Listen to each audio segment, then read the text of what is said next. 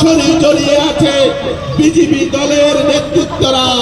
তাই আজকে পুলিশ বিধানসভা নির্বাচনের আগে যারা জনগণের কাছে প্রতিশ্রুতি দিয়েছিল ডকুমেন্টের নামে বছরে 50,000 চাকরি প্রদান করার বিজেপির প্রতিশ্রুতি অনুযায়ী যদি বছরে 50,000 বেকারের চাকরি হতো, তাহলে গত 7.5 বছরে রাজ্যে প্রায় 50,000 বেকারের কর্মসংস্থান হতো।